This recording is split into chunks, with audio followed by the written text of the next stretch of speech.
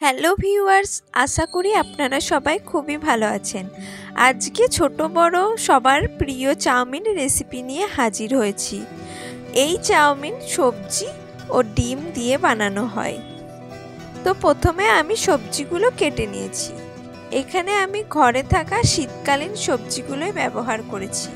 যেমন প্রথমে নিয়েছি বাঁধাকপি, তারপরে বিনস, গাজর, মটরশুঁটি, টমেটো, পেঁয়াজ কুচি, লঙ্কা কুচি আর নিয়েছি একটি ডিম। প্রথমে আমি এখানে একটি পাত্রে জল চাপিয়ে দিয়েছি। জলটার মধ্যে আমি কিছু পরিমাণ তেল দিয়ে দেব, আর দিয়ে দিলাম হাফ টিস্পুন লবণ, আর দিয়ে দিচ্ছি চাউমিন। এবার আমি চাউমিনটা কিছুক্ষণ সেদ্ধ হতে দেব। চাউমিনটা ফোটার পর যখন এভাবে চাউমিনটা কেটে যাবে, জানতে হবে আমাদের চাউমিন সেদ্ধ হয়ে গেছে। এরপর জল ছড়িয়ে নিয়েছি। এবার আমি একটি প্যানের মধ্যে দিয়ে দিচ্ছি অয়েল। অয়েলটা গরম হয়ে এলে আমি এর মধ্যে দিয়ে দেব পেঁয়াজ কুচি। পেঁয়াজ কুচিটা দিয়ে আমি পেঁয়াজ কুচিটা ভালোভাবে নাড়াচাড়া করে ভেজে নেব।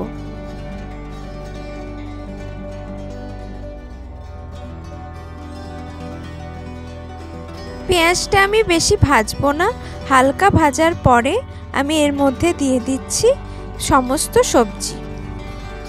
আমি যে সবজিগুলো কেটে রেখেছিলাম সেই সবজিগুলো এর মধ্যে দিয়ে দিলাম।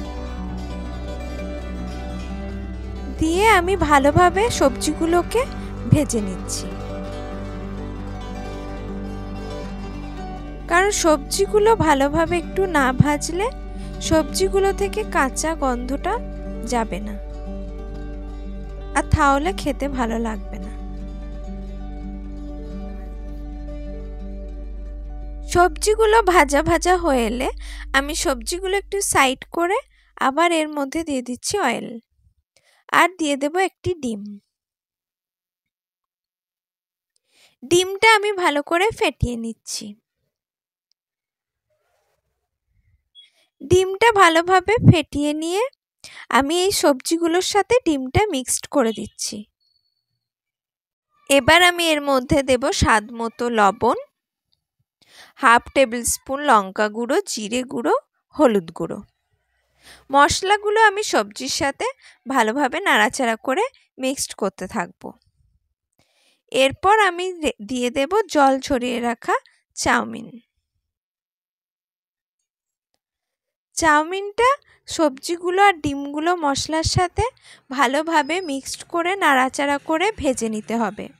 চাউমিনগুলো যেহেতু এক জায়গায় জমাট হয়েছিল, ওই জন্য আমি খুন্তির সাহায্যে ভালোভাবে ছাড়িয়ে ছাড়িয়ে ভেজে নিয়েছি।